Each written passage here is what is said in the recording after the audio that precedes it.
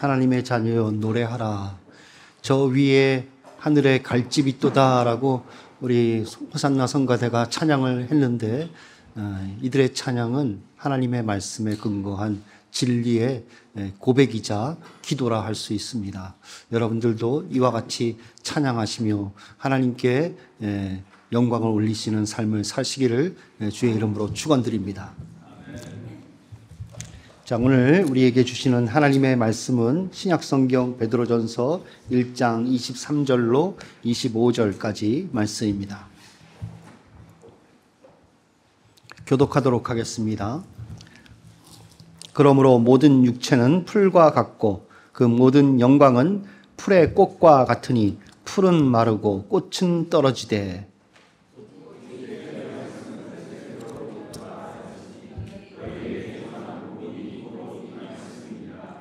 네, 죄송합니다. 자, 23절 우리 다 같이 읽도록 하겠습니다. 23절 시작. 너희가 거듭난 것은 썩어질 씨로 된 것이 아니요 썩지 아니할 씨로 된 것이니 살아있고 항상 있는 하나님의 말씀으로 되었느니라. 네, 죄송하지만 제가 어젯밤에 잠을 잘 못 잤어요. 왜냐하면 고양이가 와가지고 4시부터 계속 깨우는 거예요. 그래서 설잠을 잤어요. 그것도 집요하게 수시로 와가지고 깨우더라고. 양해 바랍니다. 설교할 때는 정신을 바짝 차리고 설교를 하도록 하겠습니다. 기도해 주시기 바랍니다. 자, 우리 주변에 있는 사람들과 인사를 하도록 하겠습니다. 반갑습니다. 인사하겠습니다.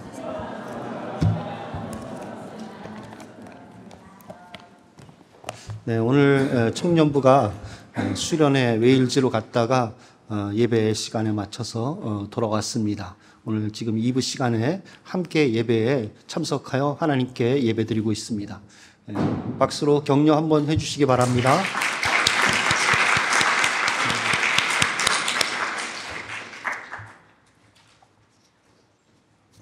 자, 오늘 말씀의 제목 한번 다 같이 읽어보겠습니다. 시작.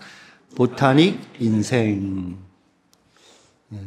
보타닉과 같은 그러한 인생을 우리 사람들이 살고 있다라는 뜻에서 이렇게 제목을 정했습니다. 요즘 거리에는 꽃들이 활짝 피어 있습니다. 보타닉 시즌이 된 것이죠. 따사로운 햇빛과 또 비를 맞으면서 초목들은 아주 무럭무럭 자라나고 있습니다. 이제 조금만 있으면 녹음이 아주 짙은 색으로 그렇게 변해갈 것이라 생각이 되어집니다. 이와 같이 우리의 마음도 주의 은혜를 받아서 더욱더 풍성한 기쁨과 감사가 넘치는 그러한 신앙생활을 해나가기를 소망합니다. 자, 오늘 본문은 보타닉 이미지들을 사용하고 있습니다. 그런 것들이 무엇이 있겠습니까? C, 오늘 본문을 보시면 꽃, 풀, 이런 것이죠. 씨, 풀, 꽃. 이런 것들은 전형적인 보타닉의 이미지가 아니겠습니까? 이런 단어들을 반복하면서 인생을 풀에 비유를 했고 삶의 영화를 꽃에 비유를 했습니다. 청년들 영화가 뭔지 아세요? 글로리, 인생의 글로리. 나만이 남길 수 있는 인생의 글로리가 있지 않습니까? 그것을 꽃에 비유를 했다는 것입니다. 베드로 사도는 이렇게 보타닉 이미지를 통해 우리가 어떤 존재가 되었는지를 말씀해 주고 있고 왜 우리가 은혜를 사모해야 하는지를 가르쳐 주고 있습니다. 자, 첫 번째로 생각해 볼 것은 보타닉 같은 우리 인생입니다. 오늘 본문을 보시면 오늘 본문은 우리와 세상 사람들의 삶을 비교하고 있습니다. 세상 사람들의 삶은 풀과 같다는 것입니다. 들에 있는 풀과 같다는 것입니다. 그리고 세상 사람들의 영광은, 글로리는 어떤 모양이고 어느 정도든지 간에 상관없이 모든 사람들이 다 떨어지는 꽃과 같다는 것입니다. 떨어지는 꽃을 누가 좋아하겠습니까? 밟힐 뿐이며 바람에 말려 날아갈 뿐인 것이죠. 그것을 비교하고 있습니다. 왕이든 무슨 어떤 권력자건 경제적으로 위대한 기업가건 간에 상관없이 어떤 영광이든 다 떨어지는 꽃에 불과하다라는 것을 말씀하고 있고, 그리고 우리의 그리스도인의 삶이 어떤 삶인지 그것을 나타내고 있습니다. 그러니까 비교하고 있는 겁니다. 세상 사람의 삶과 우리의 삶을 보타닉 이미지로 비교를 하고 있는 것입니다. 며칠 전 저는 아내와 함께 동네 산책을 하면서 건강에 대하여 얘기를 했습니다. 특히 암이 많아서 요새 암 얘기를 좀 하다가 스티브 잡스가 떠올랐습니다. 그는 잘 아시다시피 췌장암에 걸렸을 때 최고의 의료진과 최고의 의료시설을 통해 치료를 받았습니다. 돈도 있고 명예도 있고 파워도 있었기 때문에 또 인맥도 있으니까 치료에 있어서 가장 베스트로 치료를 받았던 것이죠. 그러나 안타깝게도 그는 암을 이겨내지 못했습니다. 그의 나이 56세에 세상을 떠났습니다. 제가 60이 되어 보니까 56세는 젊은 나이더군요. 스티브 잡스가 저보다 10살이 더 많습니다. 55년생이에요. 그러니까 지금 살아있다면 70이 됐겠죠. 56세의 나이로 생을 마감한 것입니다. 56세의 나이에 그렇게 세계적인 명성과 또 많은 사람들의 롤 모델로서 그렇게 살아갔다는 것은 참 대단한 것입니다. 불꽃 같은 인생을 살았던 것입니다. 열정과 혁신, 카리스마 있는 리더십, 그것은 아직도 세상 사람들이 본받고자 하는 그러한 모습입니다. 많은 사람들이 그와 같이 되어지기를 원하는 것이죠. 그 예가 무엇입니까? 많은 CEO들이 자기들의 기업의 제품들을 소개할 때마다, 특히 IT와 관련된 기업들이 CEO들이 나와서 제품을 소개할 때, 자기들의 기업을 나타낼 때 스티브 잡스랑 똑같이 하지 않습니까?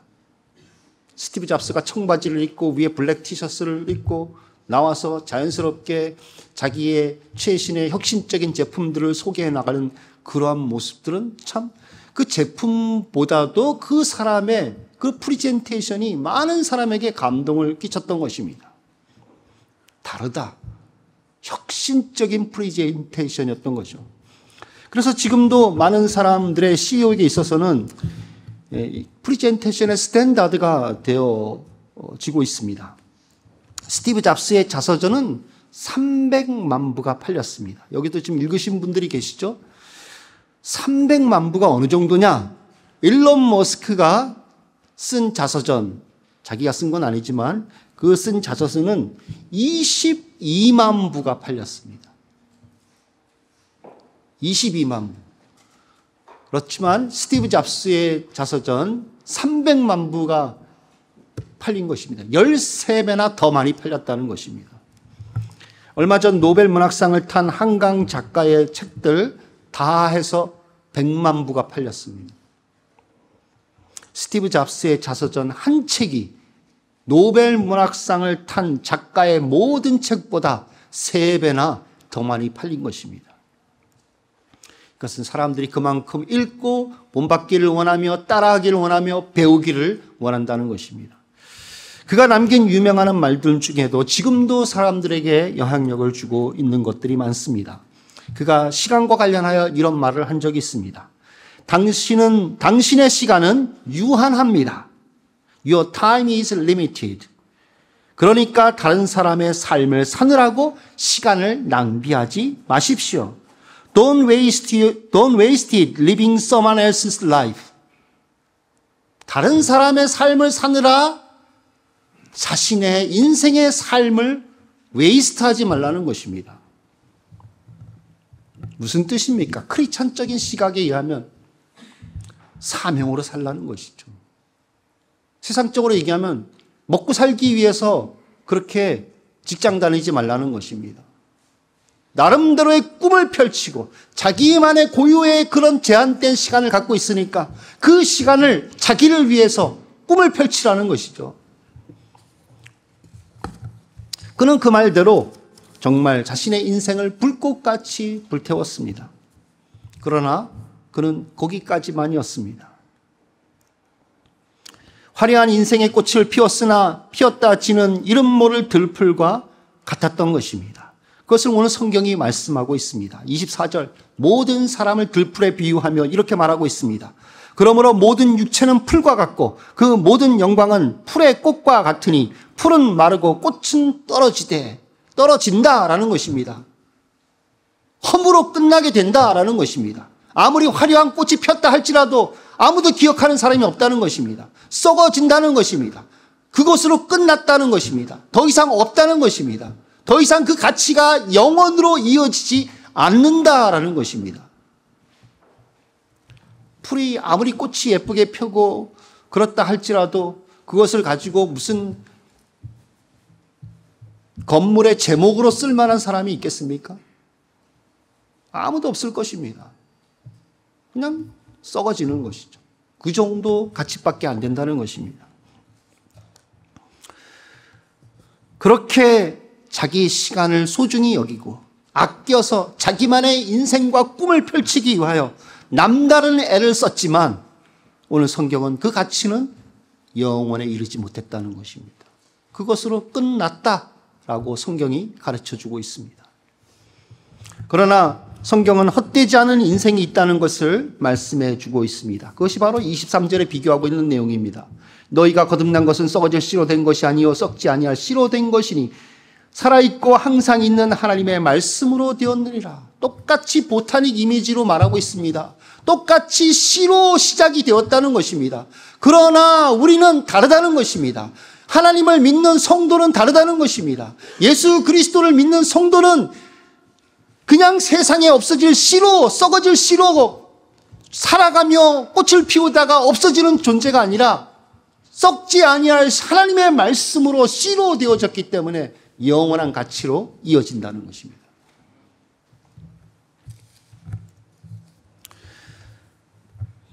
예수님을 믿고 주일 예배를 드리며 교회를 섬기는 모습은 세상에서는 그렇게 알아주는 모습이 아닙니다. 대단해 보이지도 않습니다. 우리 청년부 수련회 갔다 왔는데 얼마나 고생이 많았습니까? 잠도 못 자고. 학생들은 뭐 고생을 별로 안 했겠지만 우리 간사님들, 목사님 고생 많았죠.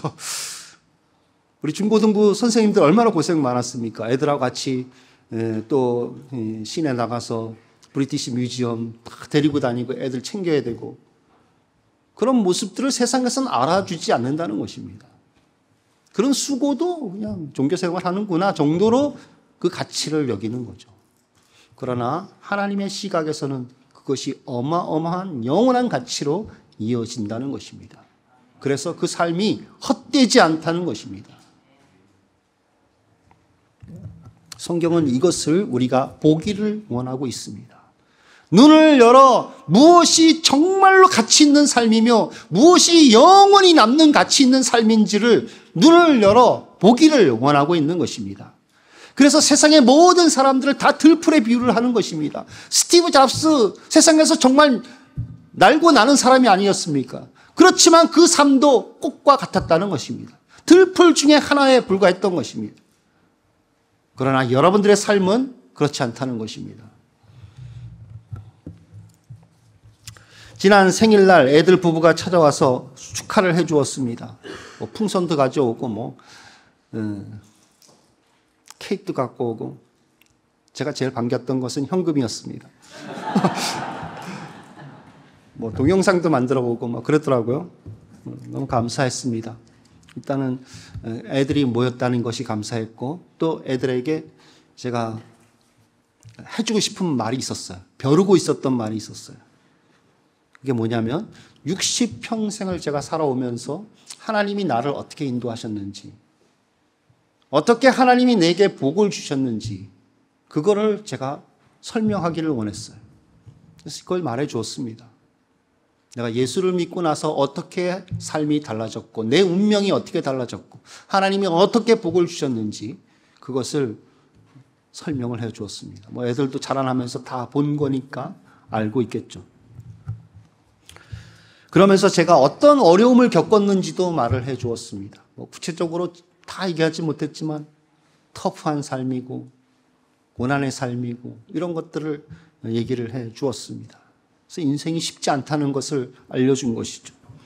그러면서 제가 읽어줬던 성경 말씀이 창세기 49장 9절에서 10절 말씀, 야곱이 바로를 만나는 그 장면, 그것을 설명을 해 주었습니다. 바로가 야곱에게 묻되 내 나이가 얼마냐? 야곱이 바로에게 아르되 내 나그네 길의 세월이 130년이다. 내 나이가 얼마 못 되니 우리 조상의 나그네 길의 연조에 미치지 못하나 험악한 세월을 보내었나이다 하고 야곱이 바로에게 축복하고 그 앞에서 나오니라. 야곱이 바로에게 축복하고 그 앞에서 나오니라. 정말 야곱은 터프한 인생을 살았습니다.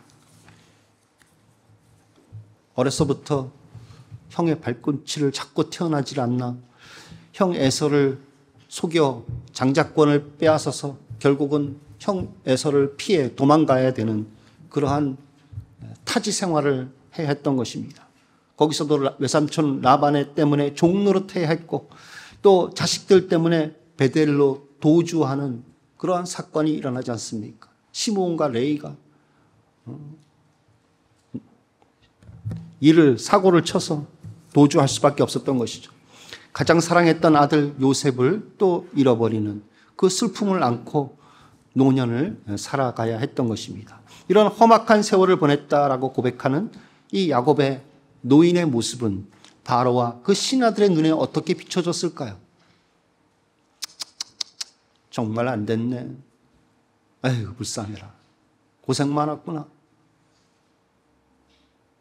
그렇게 아마 생각이 되었을 것입니다. 그러나 성경은 뭐라고 얘기를 하고 있습니까?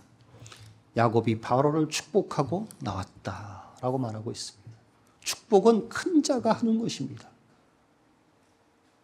야곱이 더 큰 것입니까? 바로가 더 큰 것입니까? 세상의 눈으로 보면 바로가 더 하이랭킹입니다.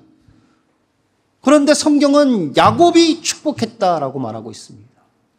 야곱이 종교심으로 축복한 게 아니라 야곱이 더 하이랭킹이다라는 것을 성경이 말하고 있는 것입니다. 야곱이 더 존귀한 자이며 야곱이 복을 줄 수 있는 천국의 복, 생명의 복, 영원한 복을 줄 수 있는 존재라는 것입니다. 바로는 아무것도 줄 수 없는 존재예요. 바로가 줄 수 있는 것은 그냥 고센 땅에서 살 수 있도록 허락하는 정도인 거죠.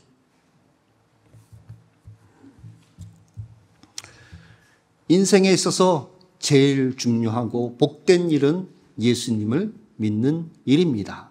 이것을 제가 애들에게 말해 주었습니다. 포인트는 예수님을 잘 믿는 것이 제일 중요한 일이다라고 말을 해 주었습니다. 그리고선 제가 마지막 덧붙인 얘기는 이겁니다.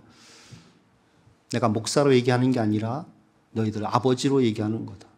세상에 어느 아버지가 자식을 두고 거짓말로 인생을 교훈하는 아버지가 어디 있겠니?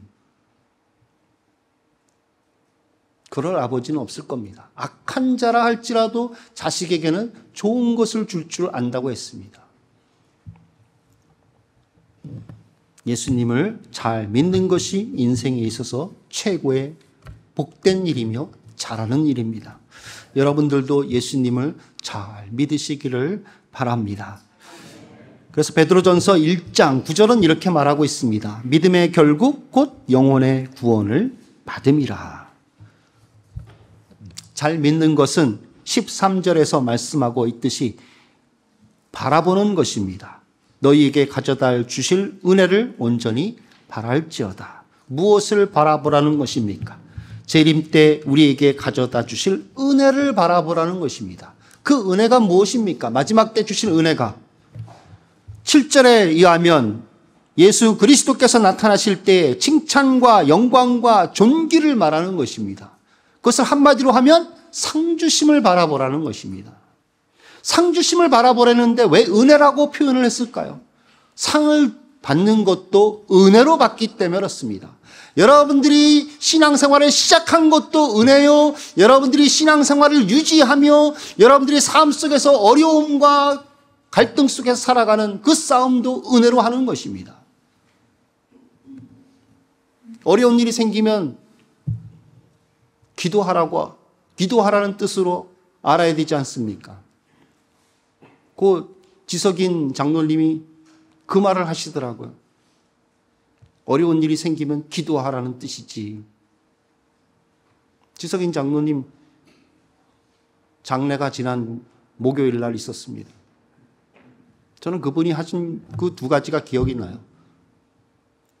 또 하나는 기도와 관련해서 기도에 응답이 없으면 기도의 분량이 안 찼다는 겁니다. 그 얘기를 하시더라고요. 기도의 응답이 없는 건 기도의 분량이 차지 않아서 그렇지. 그렇게 인생의 터프한 일들을 신앙으로 싸우며 해나가려고 하는 그러한 모습들, 그런 것들은 다 주님의 은혜로 되어지는 것입니다. 그리고 상주심으로 나타난다는 것입니다. 잘했다. 너 정말 잘했어. 그때 어려울 때 기도한 거 잘했어. 너 그때 응답이 없었을 때 기도의 분량이 덜 찬 줄 알고 네가 믿음으로 더 기도했지. 잘했어. 칭찬이 주어진다는 것입니다. 존귀와 영광이 주어진다는 것입니다. 그 모든 것이 은혜라고 말씀하고 있는 것입니다. 자, 그러므로 성공적인 신앙생활을 하는 비결이 무엇입니까? 성공적인 신앙생활을 하고 싶으면 키는 은혜를 받는 것입니다. 누가 더 많은 은혜를 받았느냐에 따라서 신앙이 달라지는 것입니다. 똑같은 교회를 다녀도 누가 하나님 앞에서 은혜를 더 구했느냐, 더 받았느냐에 따라서 신앙의 레벨이 달라지게 되는 것입니다. 은혜를 구할 때 은이나 금을 구하듯이 구하십시오. 은이나 금을 준다라면 얼마나 사람들이 열심히 찾으려고 하겠습니까? 그것처럼 은혜를 구하라는 것입니다. 은혜를 구하는 것은 은이나 금같이 없어질 것보다 더 값진 것입니다. 그것을 18절에서 암시하고 있습니다. 또 12절에서 보면 천사들도 살펴보기를 원하는 그러한 가치를 지닌 것입니다. 은이나 금을 구하듯이 은혜를 구하시는 마음을 가지시기를 축원드립니다. 은혜를 구하고 찾고 두드리십시오. 그러면 주께서 여러분들을 성령으로 충만케 하시고 성령으로 충만케 되면 범사의 복을 받는 줄 믿습니다. 자, 두 번째 비유는 들풀 비유입니다. 들풀 비유. 보타닉 메타포. 모든 사람들을 들의 풀로 비유를 했습니다. 모든 육체는 풀과 같고, 지금 밖에 나가면 들판에 유채꽃이 노랗게 피어 있을 것 같습니다. 청년부 차 타고 오면서 보셨어요? 꽃 폈던가요? 안 폈어요? 노란 꽃 못 봤어요. 보였을 텐데. 4월달이니까 분명히 폈을 거예요. 개나리도 폈던데요. 어떤 꽃이 들판에 펴 있든지 간에 그 꽃은 오래가지 못합니다. 뜨거운 햇빛이 내리쬐는 여름이 되면 다 사라지게 되는 것이죠. 뜨거운 바람이 불게 되면 다 말라 비틀어지게 되는 것입니다. 이런 보타닉 라이프의 시작은 씨로부터 시작되었습니다. 작은 씨가 뿌려지고 그 씨가 썩어지고 싹이 나고 자라서 꽃이 되는 것입니다. 그리고 꽃은 시들어 버립니다. 이런 보타닉 사이클이 사람들의 인생을 나타내 준다는 것입니다. 사람도 씨에서 시작되어집니다. 씨가 엠브리오가 되고 엠브리오가 태아가 되고 태아가 아기로 태어나게 됩니다. 자라나 성년이 되어집니다. 그리고 그 사람은 각각 자기의 꿈을 펼치기 위하여 인생을 꽃피웁니다. 그러나 아무리 화려하고 고귀한 인생의 꽃을 피웠다 할지라도 그 꽃은 떨어지는 때가 있습니다. 그리고 그것으로 끝나버린다는 것입니다. 이것이 사람들의 인생인 것입니다. 보타닉 라이프입니다.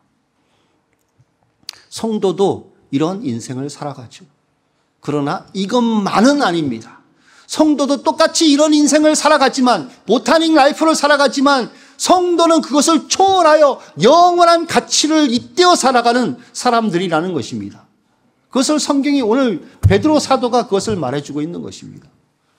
베드로 사도가 자기가 성경을 썼다면 아마도 그물, 배, 물고기 뭐 이런 것들을 가지고 비유를 했겠죠. 그가 성령의 감동을 받아 이렇게 농사도 안 지어본 사람이 말하고 있는 것이 아니겠습니까? 성도는 허무로 끝나지 않습니다. 왜냐하면 썩어지지 아니할 씨로 거듭났기 때문입니다. 너희가 거듭난 것은 썩어질 씨로 된 것이 아니요 썩지 아니할 씨로 된 것이니. 이 씨가 무엇입니까? 23절 보시면 살아있고 항상 있는 하나님의 말씀으로 되었느니라 라고 말하고 있습니다. 이 하나님의 말씀은 성경에 있는 모든 하나님의 말씀을 다 말하는 것은 아닙니다. 말씀 중에 말씀이 무엇입니까? 복음입니다. 예수 그리스도에 관한 복음, 그것을 가리키는 것입니다. 성도는 들판에 풀과 같이 시들고 꽃이 떨어지는 것 같지만 이것으로 끝나지 않습니다. 왜냐하면 썩지 아니할 씨가 그 안에 있기 때문에 그렇습니다. 거듭난 성도의 영혼은 불멸의 존재로서 천국에 들어가게 됩니다. 왜냐하면 그 영혼 속에 썩지 아니할 씨가 있기 때문에 그렇습니다. 성도의 몸은 썩어지지만 하나님의 말씀을 가진 영혼은 불멸의 몸을 덧입게 됩니다. 하나님의 말씀 때문에 부활의 몸을 덧입게 된다는 것입니다. 주 예수 그리스도께서 다시 오실 때 새로운 몸을 갖게 된다는 것이죠.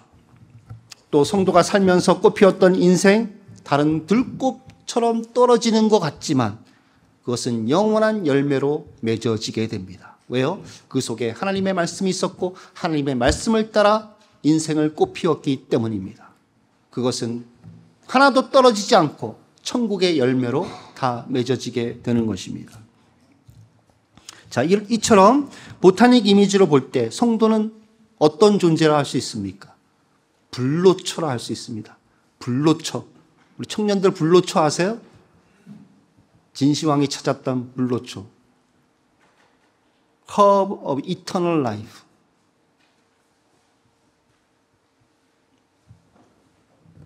죽지 않는, 먹으면 죽지 않는 불로초. 자, 천국의 꽃을 피울 수 있으며 천국의 열매를 맺을 수 있는 존재가 되었음을 오늘 본문이 우리에게 가르쳐 주고 있습니다. 여러분들의 존재 가치를 분명히 확인하시기를 바랍니다. 자, 또 생각해 볼 것은 말씀을 가진 사람의 특징과 가치입니다. 제가 일부에서는 거듭남 사람의 특징과 가치라고 얘기를 했는데 제가 말하려고 하는 포인트에 혼동이 올 것 같더라고요. 그래서 말씀을 가진 사람의 특징과 가치로 바꿨습니다. 이 말씀, 썩어지지 아니하는 이 하나님의 말씀, 이 말씀을 가진 사람은 어떤 사람이냐는 것입니다. 어떤 사람이 그 말씀을 가졌냐는 것입니다. 그 사람에게 나타나는 특징이 뭐냐는 것입니다.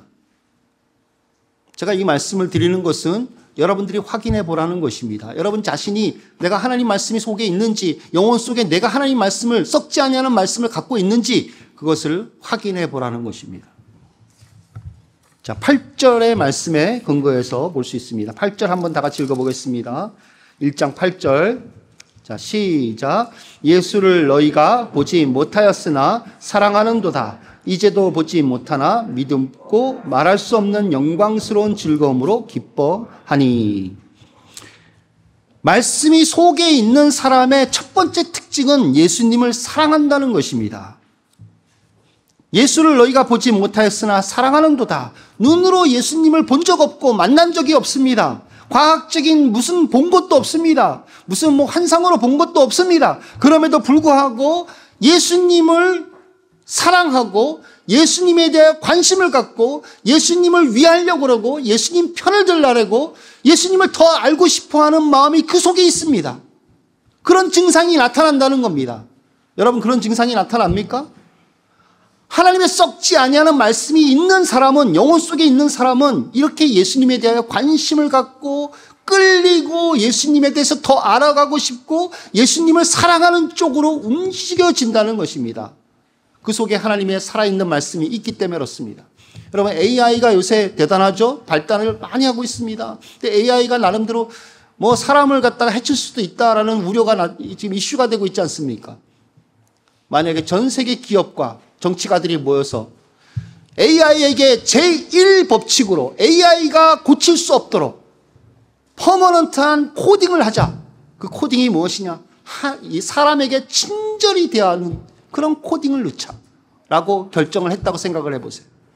그러면 모든 AI가 어떤 모양이든 어떤 일을 하든 어떤 능력을 가졌든지 간에 사람을 어떻게 대합니까? 친절히 대하겠죠. 왜요? 그 코딩이 들어가 있으니까. 제1법칙으로 들어가 있으니까.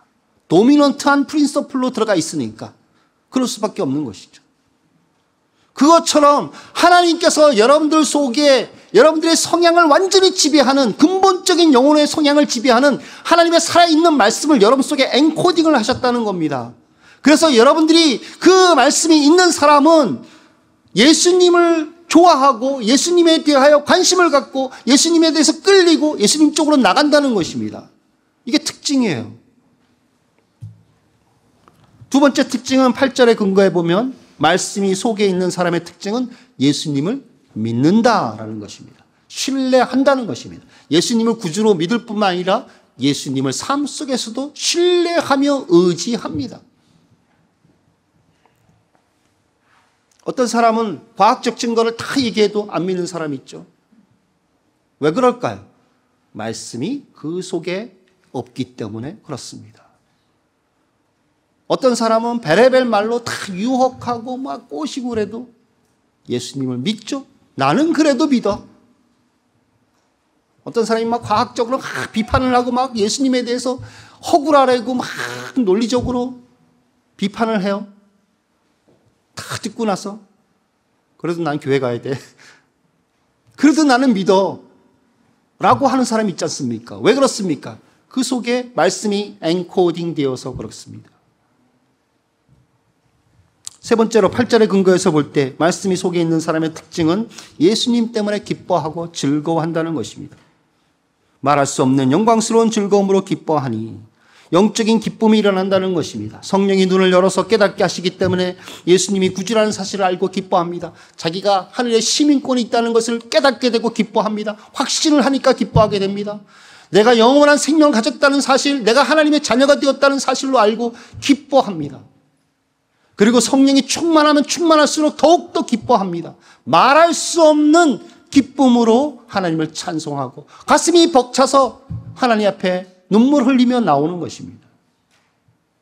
나는 그런 기쁨을 아직 못 느꼈는데요. 구하지 않으니까 없는 거죠. 그러나 여러분들 속에도 주님을 생각할 때 나타나는 기쁨이 수준은 다르다 하더라도 잔잔하게 있을 걸로 저는 생각합니다. 자, 이런 특징들이 있다면, 이런 특징들이 다 명확하게 나타나지 않더라도 하나만이라도 있다면 여러분들 속에 썩지 아니하는 하나님의 말씀이 들어있는 것입니다. 믿으시기 바랍니다. 이 말씀이 새겨진 사람은 천국 백성이라는 것입니다. 그 존재 가치가 어떤 가치일까요? 천사와 동급입니다. 부활의 자녀로서 천사와 동등이니라. 한 미국 여성이 파리를 여행하던 중에 중고 장식구 가게에 들렸습니다. 거기서 목걸이를 하나 샀어요. 목걸이에 엠버가 박혀 있었습니다. 근데 여행을 마치고 뉴욕 공항에 딱 나오는데 세관 신고를 했습니다. 근데 목걸이가 커스텀 탁스가 붙은 거예요. 이상하게 생각해서 뭐 이런 중고를 샀는데 커스텀 탁스가 붙나 싶어서 어느 날 보석상에 들려서 감정을 의뢰했습니다. 보석상이 보더니 25,000달러 드릴 테니까 저한테 파세요. 그러더래요. 그래서 이 사람은 순간적으로 이게 가치 있는 그런 보석이구나 라고 생각을 하고 가지고 나왔습니다. 그리고 전문 보석 감정사에게 이것을 의뢰를 했습니다. 그러니까 전문 감정사가 감정용 현미경 마이크로스코피를 딱 보더니 자기에게 팔면 35,000달러를 주겠습니다 라고 말하더랍니다. 그래서 이 여자분은 정말 값진 보석이라는 것을 직감하고 팔지 않겠습니다. 안 팔겠습니다. 근데 왜 이렇게 비싼 건지 그걸 좀 이유를 알려주십시오. 그랬더니 그 감정사가 그 현미경을 내주더랍니다. 들여다보라고. 그래서 이렇게 들여다봤더니 거기 아주 깨알같은 글씨가 새겨져 있는 겁니다.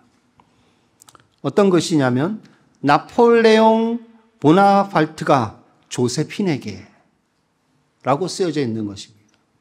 물론 불어로 쓰여져 있겠죠.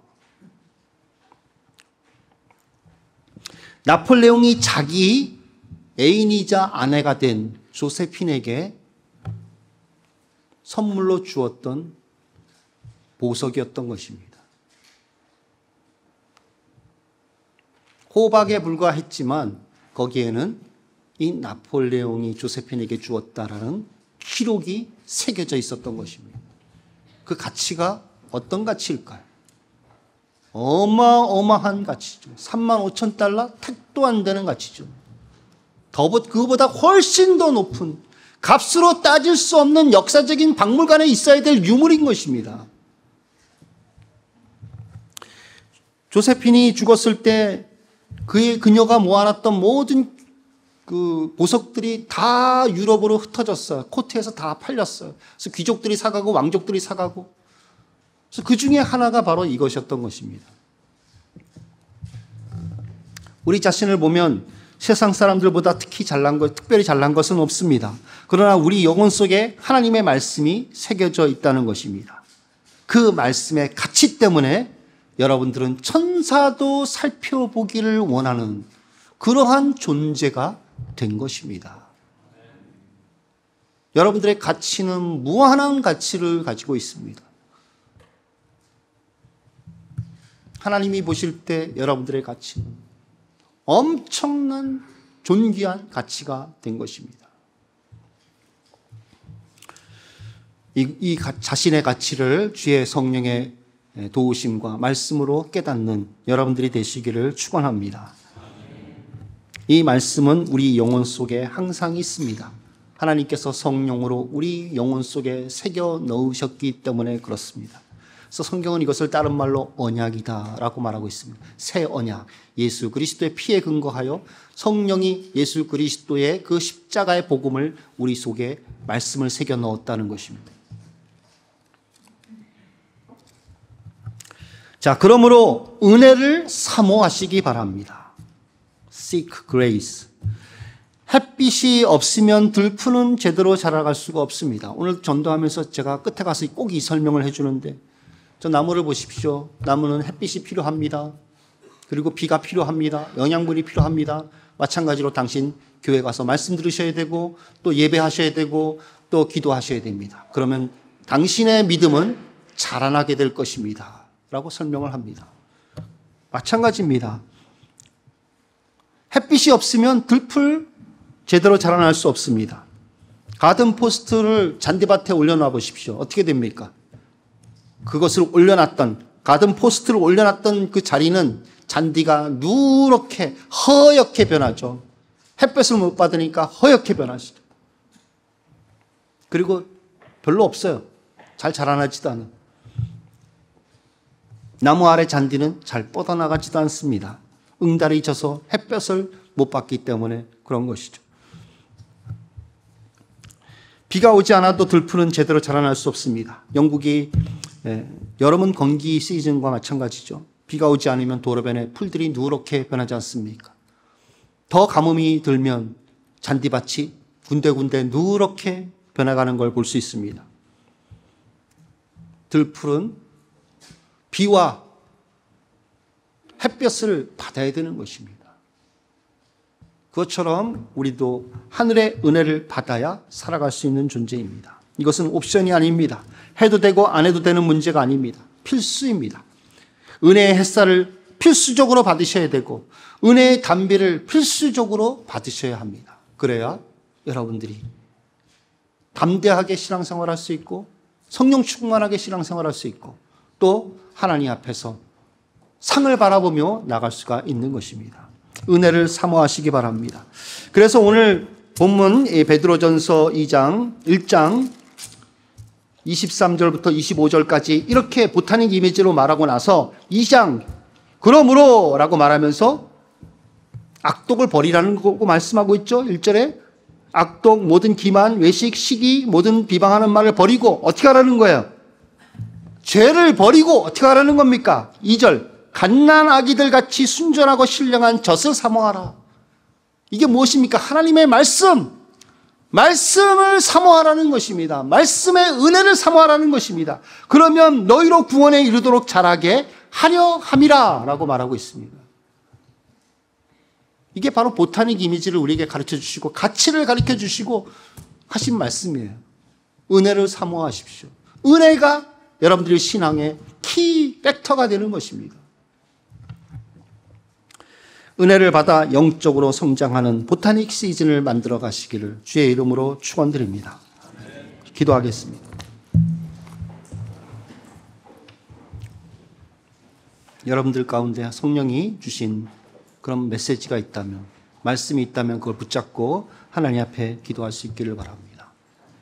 주님, 세상 사람들처럼 세상 것만 바라보며 세상의 영광만 꽃피우다가 지는 인생이 되지 않게 하옵소서. 우리의 인생이 길어야 70, 강건하면 80인 줄을 깨닫게 하여 주시고 우리의 나를 계수하게 하여 주옵소서. 나를 카운팅하게 하여 주시고 세월을 아끼게 하여 주옵소서. 주님의 은혜를 구하여 영원에 잇대어 살아가는 영적인 삶을 살게 하여 주옵소서. 우리 속에 말씀이 새겨져 있음을 다시 확인하며 우리가 영원한 존재이며 가치인 것을 알아 하나님의 은혜를 받아 상주심을 바라보며 살게 도와주시옵소서. 합심으로 기도하도록 하겠습니다.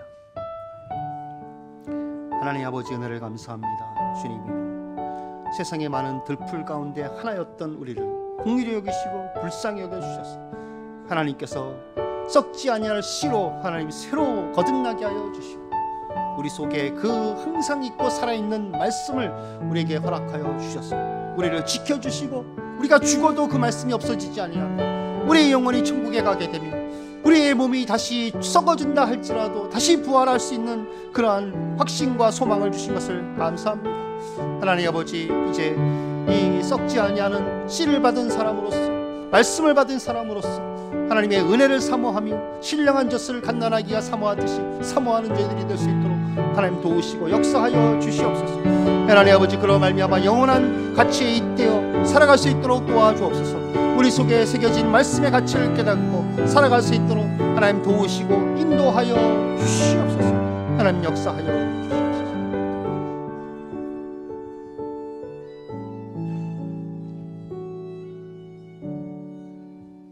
하나님 아버지, 수많은 들풀 가운데 하나였던 우리를 주께서 긍휼히 여기시고 그리스도 안에서 우리를 택하사 우리 가운데 썩어지지 아니하는 하나님의 말씀을 허락하신 것을 감사합니다. 그 말씀으로 거듭나는 존재가 되게 하여 주셔서 썩어짐으로 끝나는 것이 아니라 영원에 잇대어 살 수 있는 소망을 주신 것을 감사합니다. 우리 속에 말씀이 있다는 것을 확인하며 우리가 천사와 동급이라는 그런 존재의 가치를 깨닫고 더욱더 하나님의 은혜를 사모하며 그날에 주실 칭찬과 존귀와 영광을 바라볼 수 있도록 도와주시옵소서. 은혜를 사모하는 마음을 주시옵소서. 그 마음이 속에서 나오게 도와주시옵소서. 배고파하는 마음이 나오도록 도와주시옵소서. 그로 말미암아 하나님의 말씀을 사모하여 은혜를 더 충만히 받고 성령 충만하게 살아가게 도와주시옵소서. 예수님의 이름으로 기도드리옵나이다. 아멘.